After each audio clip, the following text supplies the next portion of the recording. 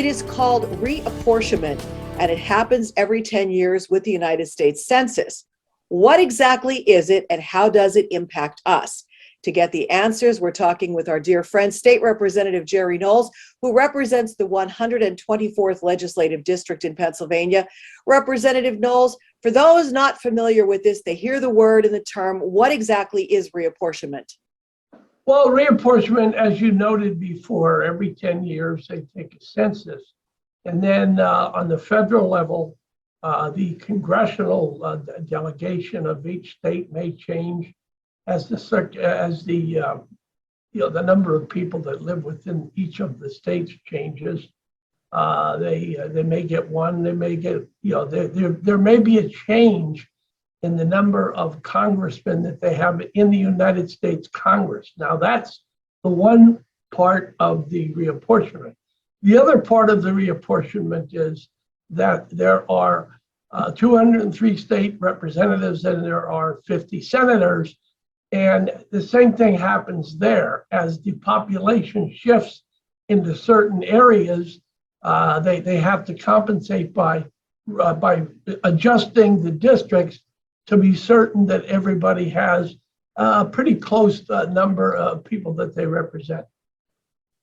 Now, final map lines for all these districts were determined recently, but it's not necessarily etched in stone because now that's going to court, so they're being challenged, correct?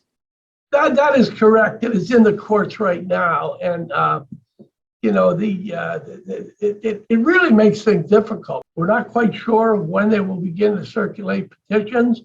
We're not quite sure whether or not there's a possibility that they move the date of the primary election. That's always a possibility, but we just have to wait and see. I mean, the ball is in the hands of the courts right now. So when we're talking about changing the map lines and things of that nature, in the past years, Hazel Township, for example, was in 2 different districts, that one community. Now with the new maps, it will be in 1. But like McAdoo was not in the 116th legislative district, that has now been added to the 116th with the new lines. So for someone like you serving in the state legislature, that gives you new constituents that you have to get to know and new community leaders that you have to get to know, right? So it's kind of a challenge for you as well. Well, in my district, the district that I represent, actually about one third of the people that I will or that my successor will be representing are new people. I don't quite get it. I mean, McAdoo and I've established good relationships with those folks up in McAdoo, up in Klein Township, and I'm going to miss them because it was pretty convenient for them to come down here to Tamaqua, and they were pretty happy the way things were. But unfortunately, I've got to tell you that the term that they use is gerrymandering, and it's kind of ironic because they talk about the fact that we're trying to eliminate gerrymandering, and I think that this is gerrymandering at its best. Is there a deadline on when this has to be finished? Because we do need to know these boundaries in order for the election to happen.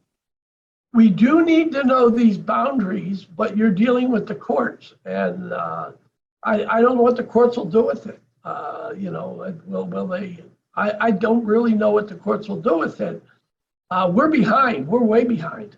And they're going to hear the case, and then how long will it take them to come up with the decision? I mean, that could take time. I'm not saying maybe they recognize the severity of the situation, and maybe they'll come up with a decision real quickly and get it back. But I think it's important that they do decide as quickly as they can, and that we can move forward with the process, because I don't. The other thing they're talking about, usually you have 3 weeks to circulate petitions. They're talking about reducing that to 2 weeks. Now that would be tough. You get one bad snowstorm around this time of the year, and you're out struggling to get people to sign your.